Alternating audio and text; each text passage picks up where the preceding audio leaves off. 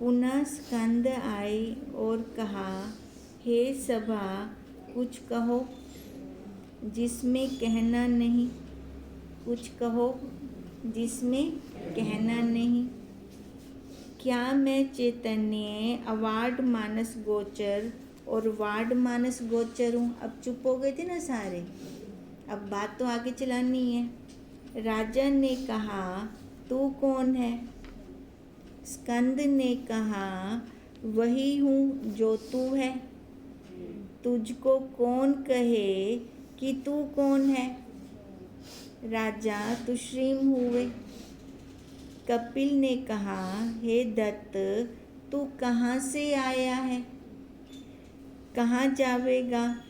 तेरे माता पिता कौन है? तेरा ग्रह कौन है? दत्त ने कहा, जहाँ से तू आया है तहाँ से ही मैं भी आया हूँ। जहाँ तू जावेगा वहाँ ही मैं भी जाऊँगा। जो तेरे माता पिता हैं सोई मेरे हैं। अब ये किसको लेके कह रही हैं? स्वरूप को लेकर, है ना। जो तेरा ग्रह है सो मेरा है। कपिल ने कहा, तेरा गोत्र कौन है? दत्त ने कहा, मैं अगोत्र हूँ। उस साक्षी का तो कोई गोत्र है ही नहीं। परंतु जो तेरा गोत्र है मेरा सोई गोत्र है। हे कपिल, तू अपनी उपमा सर्व में जान ले। बार बार उससे पूछ रही है ना, तेरा क्या है ना। तो अब वो यही कह रहे हैं, जो तू मेरे से पूछ रहे हैं ना, सब से वही मिलान, तो वही एक ही है। सर्व शरीरों के माता पिता प्रकृति पुरुष है और चैतन्य ही सर्व शरीरों का गोत्र है। सारांश यह है कि चैतन्य दृष्टि कर व माया दृष्टि कर व पंचभूत दृष्टि कर व पंचभूतों का रूप दृष्टि कर, जो तेरा प्रकरण है सोई सर्व जगत का प्रकरण है ना। देखो माया के अंदर तो ये सारे शरीर आ गए, जितना भी दिख रहा है ये सारा माया का। कहते हैं इसके अलावा जो इनको दिखा रहा है ना, चैतन्य दृष्टि कर। अब देखा तो उसके सत्ता से जा रहा है। अब आंख इंद्री अपने आप तो कुछ देख ही नहीं सकती अगर पीछे से उसका एक्स ना पड़े, है ना। ऐसे कान इंद्री नहीं सुन सकती, ऐसी सारी इंद्रियां नहीं सुन सकती। अब जो ये जिसकी सहायता से सुन रही हैं असल में वही सत्य है। बाकी ये जो शरीर दिख रहा है, आकार दिख रहा है, ये सारा माया का है। जो एक स्वपन नर का हाल है सोई सर्व स्वपन नरों का हाल है। जो एक स्वपन नर का हाल है सोई सर्व स्वपन नरों का हाल है। स्वपन दृष्टा दृष्टि से भी सर्व का हाल एक ही है, अन्यथा नहीं।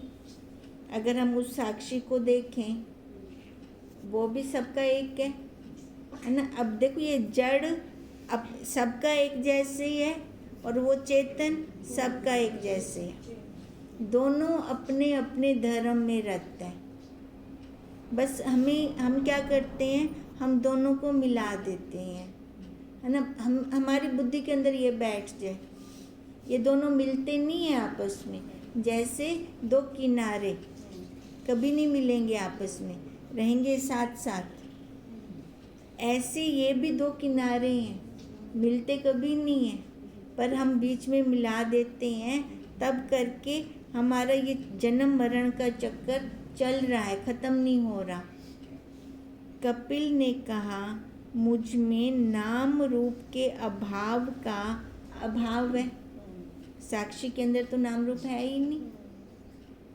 दत्त ने कहा, नाम रूप में भेद मत जान, नाम रूप भी तू ही है।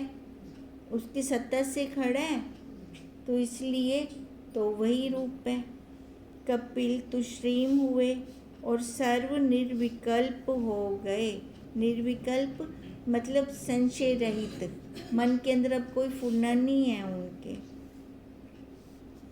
कुछ काल बीता तब सकंद बोले, आत्म ज्ञान का साधन प्रणव के अर्थ रूप का चिंतन व अंतर प्रणव का मानसी उच्चारण। अब स्कंद आए थे ना, अब स्कंद क्या कह रहे हैं? आत्म ज्ञान का साधन। अब आत्म ज्ञान का साधन पहला क्या है? प्रणव, ओम। ओम का उच्चारण, प्रणव, फिर उसका उच्चारण, फिर उसका अर्थ गूंजे। ठीक है, ओम, वो मैं हूँ, अर्थ रूप का चिंतन, फिर अंदर प्रणव का मानसिक उच्चारण। पहले तो हमने वाणी से किया, बोल के किया, फिर अंदर गूंजे हमारा। अब जो हम जाप करते हैं ना, अगर जाप संख्या बढ़ जाती है ना, वो अपने आप अंदर चलना शुरू हो जाता है।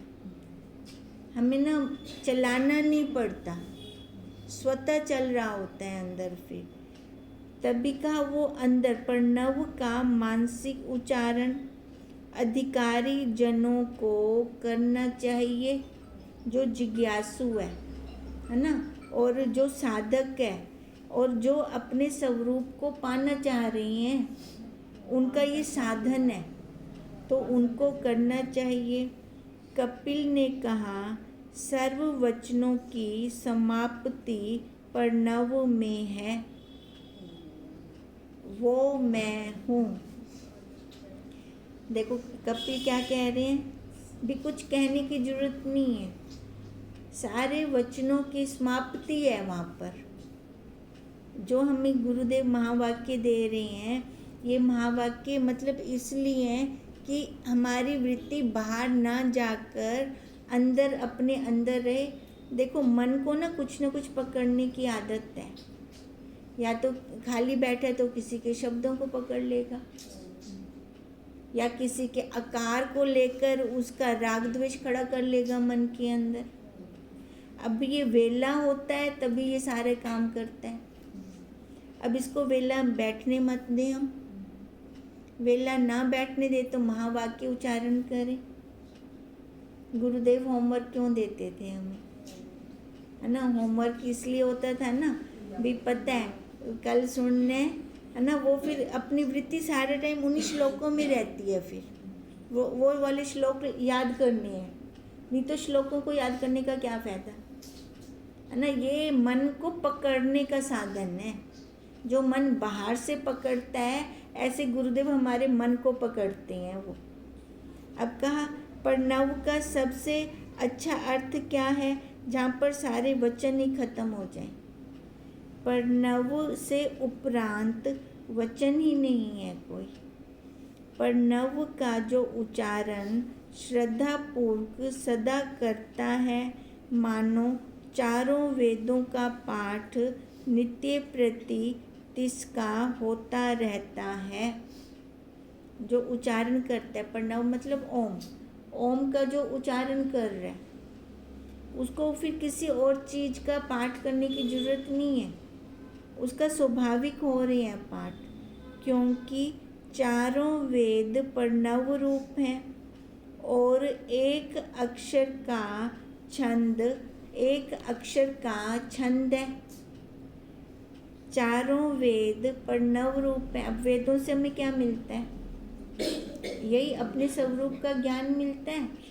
अब कहते हैं एक अक्षर का छंद है, इसी से इसके उच्चारण से शुद्धि अशुद्धि भी नहीं होती। ओम ओम ओम एक है ना, है ना? अगर बड़े बड़े हम श्लोक बोलें, उसमें कहीं त्रुटि भी हो जाएगी उच्चारण में। एक अक्षर का छंद है, इसके उच्चारण में शुद्धि अशुद्धि भी नहीं होती। सर्व स्त्री पुरुष चारों वर्ण आश्रम प्रणव के अर्थ चिंतन के तथा प्रणव के मानसिक वाचिक उच्चारण करने के अधिकारी हैं। अब देखो, ओम ऐसा शब्द है कि सारे इसके अधिकारी हैं, सारे इसका जाप। जो भी हम मंत्र लेते हैं ना, मंत्र के शुरू में पहले ये ओम होता है, बीज मंत्र है ये ओम। सब मंत्रों के पहले होता है, बीज मंत्र है ये। अब कहते हैं ये सारे इसके अधिकारी हैं। हम ये नहीं कह सकते भी इसका अधिकारी तू नहीं है या ये है या वो, ऐसा कुछ नहीं है। दत्त ने कहा, हे कपिल, प्रणव का महात्म ऐसे ही है, परंतु प्रणव शब्द मात्र है, पर है तो शब्द। महात्म तो उसका है कि वो अपने आप में हमें बिठा देता है, पर है ये अपने आप में बैठने के लिए हमें ओम का उच्चारण तो किया, बोला तो जा रहा है, बोला तो गया है ना। तो कहने का क्या मतलब है, शब्दों में तो आ गया। अब जो शब्दों में आ गया तो वो परतंत्र हो गया उसके, तभी तो कहा वो अवार्ड मानस गोचर है, मन वाणी बुद्धि इंद्रियों से परे है। अब ये जो बोलने में आ गया तो ये तो वार्ड मानस गोचर हो गया। फिर परतंत्र है तथा जड़ है।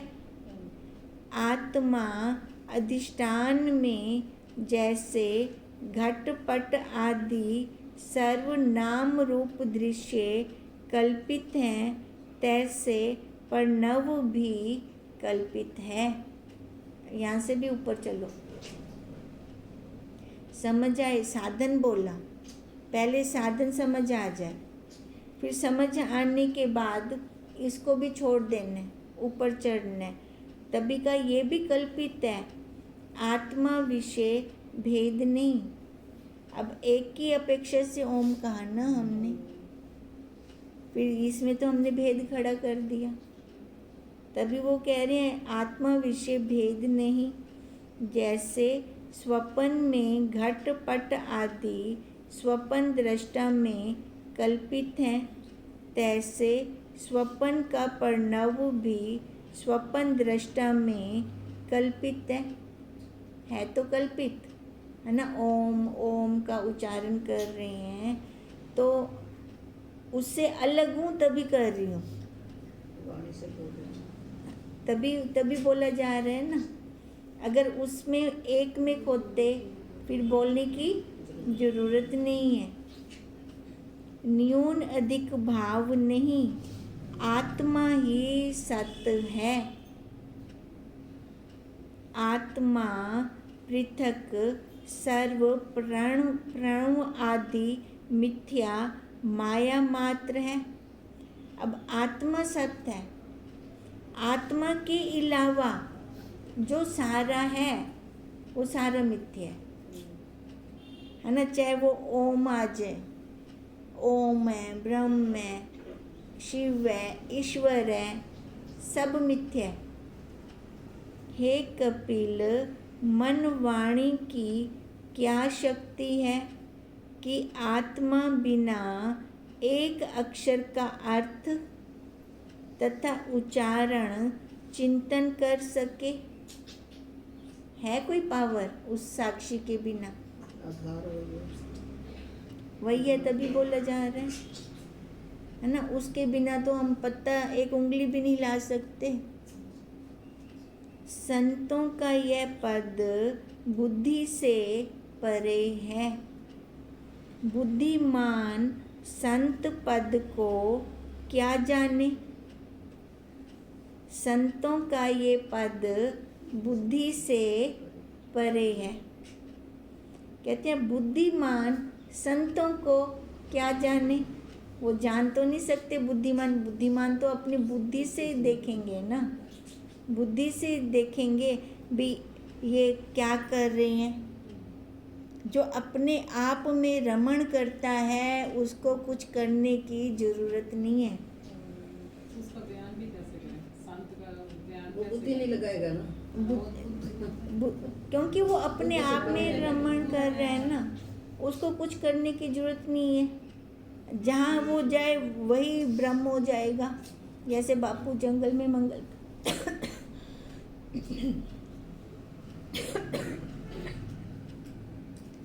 जंगल में मंगल कर देते हैं।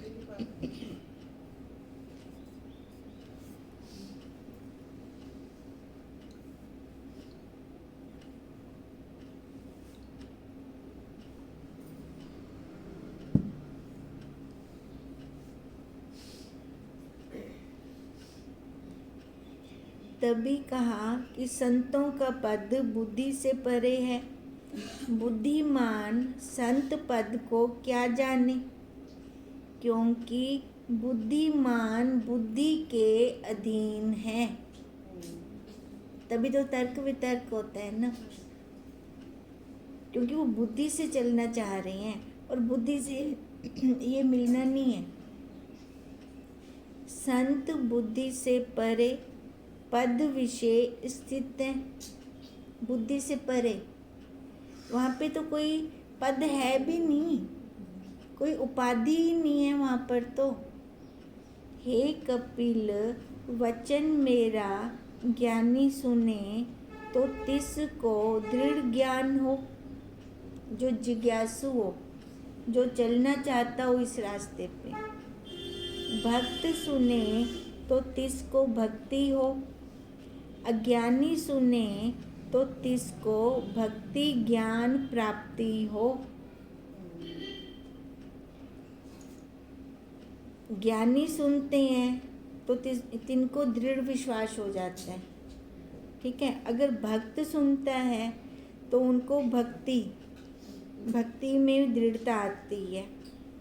और अगर अज्ञानी सुने तिसको भक्ति ज्ञान प्राप्ति हो। अब भक्ति, पहले तो अज्ञानी सुनेगा तो पहले तो वो भक्त बनेगा ना। भक्त बनने के बाद वो विचार करेगा, फिर विचार करने के बाद ज्ञान की प्राप्ति होगी, है ना। ज्ञान प्राप्त, अभी ज्ञान की प्राप्ति होगी, अभी दृढ़ता बाद में, अनुभव प्रैक्टिकल बाद में, वो बाद में। वो तो है ही है ना, ये वेस्ट नहीं जाती विद्या ये। स्कंद ने कहा, जो तू ऐसा है तो मुझको क्या सुख है। हे दत्त, जिसमें जो गुण दोष है सो उसी को सुख दुख देते हैं। भी मेरे को तो कोई फायदा नहीं है ना, अन्य को नहीं। दत्त ने कहा, वचन मेरा वही है।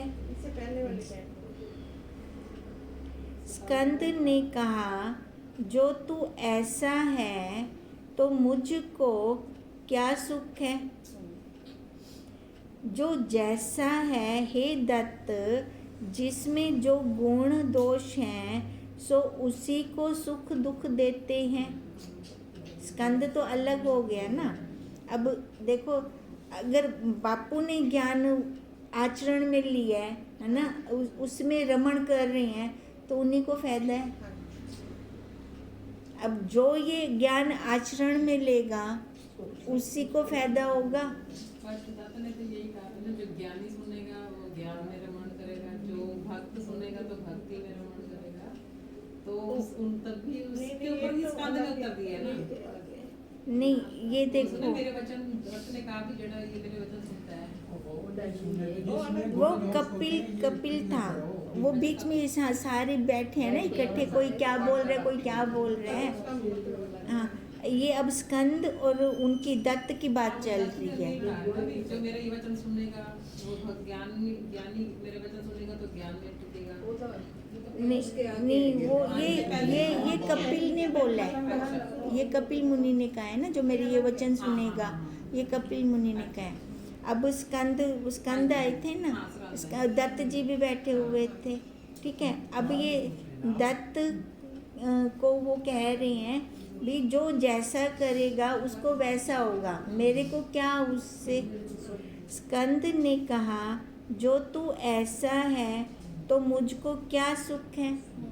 हे दत्त, जिसमें जो गुण दोष हैं सो उसी को सुख दुख देते हैं, अन्य को नहीं। दत्त ने कहा, वचन मेरा वही है जिसमें वचन नहीं। वचन मेरा वही है जिसमें वचन नहीं, पर कहता हूँ समझने वाली बातें कहने सुनने वाली नहीं, पर कहता हूँ। कैसे हम उसको समझेंगे, है ना? कैसे हमारे गुरुदेव हमें समझाएंगे? वाणी किससे? तो वचन से तो समझाएंगे। सर्व जगत की उत्पत्ति, पालन, संहार आदि सर्व व्यवहार तथा इस संघात का व्यवहार माया से करता हुआ भी मैं चैतन्य निर्विकार सर्व से अतीत हूँ। हो तो ये सारा माया के द्वारा रहा है। कहते माया के द्वारा भी मैं ही कर रहा हूँ। मैं करता हुआ भी असंग हूँ, उससे अलग हूँ, है ना? जैसे मटके का आकाश अलग है ना उससे बिल्कुल ही।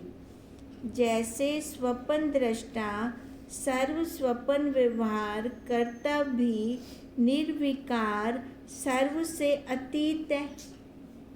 जैसे नट सर्व स्वांग करता भी अपने नट तत्व भाव निश्चय को नहीं त्यागता। अब जैसे एक्टर एक्टिंग कर रहे हैं ना, हमें फिल्म में तो लगता नहीं वो एक्टिंग कर रहे हैं, हमें तो रियल लगता है, पर उसकी बुद्धि में तो दृढ़ता है कि मैं एक्टिंग कर रहा हूँ। इसी से सर्व स्वांग करता भी स्वांगों से अतीत है, क्योंकि स्वांगों के अभिमान से रहित है। अब उसकी बुद्धि में ये पक्की दृढ़ता है कि यहाँ पे मैं खाली एक्टिंग कर रहा हूँ, मेरा घर परिवार अलग है। प्राशर ने कहा, हे मैत्रेय, वे संत अपने वचन कहते थे, तू कुछ नहीं कहता। मैत्रेय ने कहा, कहना मेरा वहाँ ही योग्य था, अब क्या कहूँ। पर मैं संत असंत दोनों नहीं, कहे कौन। अब प्राशर जी क्या कह रहे हैं, वो संत आपस में वचन करते थे, तू तो अब तो श्रीम हो गया, कुछ नहीं कहता। अब मैत्रेय क्या कह रहा है, कहना मेरा वहाँ ही योग्य था जहाँ वो वचन कर रहे थे आपस में, है ना, बोल रहे थे। अब मैं क्या कहूँ, मैं संत असंत दोनों नहीं हूँ, कहे कौन। वो कह रहे हैं मैं संत असंत दोनों नहीं, है ना, कौन कहे। अब आपने तो कहा वो संत वचन कर रहे थे, है ना, मैं ना संत हूँ ना असंत हूँ, और सर्व मैं ही कहता हूँ। यह तुमको भ्रांति है जो वह संत कहते थे। अब मैत्रेय जी क्या कह रहे हैं, वहाँ पे भी तो मैं ही कह रहा था, हाँ, मेरे से अलग थोड़ी है। आप कह रहे हो ना वो संत कहते थे, वो आपको वो लग रहे हैं। हाँ, वो लग रहे हैं, स्वरूप से बोला जा रहा है ना, वहाँ भी हाँ। तभी मैत्रेय ने कहा, सर्व मैं ही कहता हूँ, यह तुमको भ्रांति है जो वह संत कहते थे। वहाँ भी मैं ही कहता सुनता था, अब भी मैं ही कहता सुनता हूँ। आगे भी मैं चैतन्य हूँ, पीछे भी मैं हूँ, ऊपर नीचे दसों दिशाओं में मैं ही हूँ। प्राशर ने कहा, सत्संग कर, जब सब तू है तो सत्संग कर। मैत्रेय ने कहा, तुम्हारे सत्संग से मैं नहीं रहा। भी आपने जो किया सत्संग, मैं रहा ही नहीं, मैं रहूं तो करूं, सत्संग बुद्धि से किया जाएगा ना। मैं नहीं रहा जैसे पारस के संग से लोह भाव नहीं रहता। इससे परे और सत्संग क्या है, यही परम सुख है। पराशर ने कहा, जो आप ना रहा तो सुख क्या। सुख भी तो शरीर से पता चलेगा, है ना। ये सुख है कि ये दुख है ना। पराशर जी क्या कह रहे हैं, जब तू ही नहीं रहा तो ये सुख कैसे तूने लिया। फिर आपे तक ही सुख है। मैत्रेय ने कहा, परिचिन आपा अहंकार का ना रहना और सर्वरूप होना, यही आपा ना रहना। पर ब्रह्म यज्ञ कहो। अब सुख का क्या कह रहे हैं मैत्रेय जी, कि परिचिन आपा अहंकार ना रहना, है ना। सुख कहाँ पर है, जब ये अहंकार नहीं रहेगा, और सर्वरूप होना तब सुख है ना। आत्मा ना रहना, ये भाव भी ना रहे कि मैं वो साक्षी हूँ, मैं वो आत्मा हूँ, मैं वो सच्चिदानंद हूँ, ये वाला भाव भी ना रहे। देखो कितनी ऊपर की बात है ना, वो मैं बन जाएगी, हाँ मैं रह जाएगी ना। कितनी ऊपर की बात है ये। बस हूँ, ये खाली वाणी से बोलने के लिए है ना। हाँ, वहाँ तो हूँ की भी गत नहीं है वहाँ पर तो। अब यही बात मैत्रेय जी ने कहा, पर साथ में कह दिया, पर ब्रह्म यज्ञ कहो। अब ब्रह्म यज्ञ क्या है, अपना आपा, अपने आपा में बैठना। टाइम हो रहा है उधर पूरा,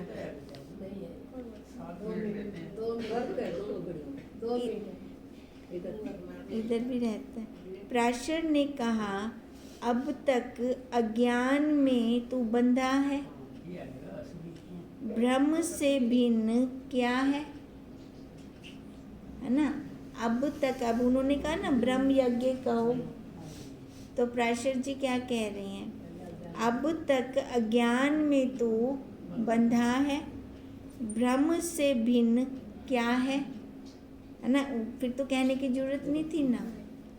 जो कहूँ ब्रह्म को अपना आत्मा जानता ही ब्रह्म यज्ञ है, तो तेरे को कहने की क्या जरूरत थी। अगर जानता उस ब्रह्म को, वो ब्रह्म तो आत्मा ही है ना, उससे अलग तो नहीं। आत्मा जानना ही ब्रह्म यज्ञ है। पर ब्रह्म यज्ञ सुन, अगर कहता है तो वो सुन। स्कंद ने कहा, मैंने सुना था कपिल परमहंस है, पर तुझको तो स्वरूप की प्राप्ति नहीं, क्योंकि सर्व ब्रह्म है। अब कपिल मुनि से हो रही थी ना वार्तालाप, अब वही कपिल मुनि कह रहे हैं, स्कंद क्या कह रहा है, मैंने तो सुना था कि कपिल परमहंस है ना। उन्होंने ऐसे कहा ना, विभ्रम को सुन। तो बीज जुदा कहाँ से रहता है। कपिल ने कहा, तूने सत्य कहा, अज्ञान ज्ञान की मुझ चैतन्य में समाई नहीं है। दत्त ने कहा, मुझ सब प्रकाश चैतन्य से ही तुम ज्ञानी अज्ञानी आदि सर्व की स्फूर्ति होती है। देखो दत्त ने कहा, मुझ सब प्रकाश चैतन्य से, है ना। हम उस साक्षी से तो जानते हैं ये ज्ञानी है कि अज्ञानी है।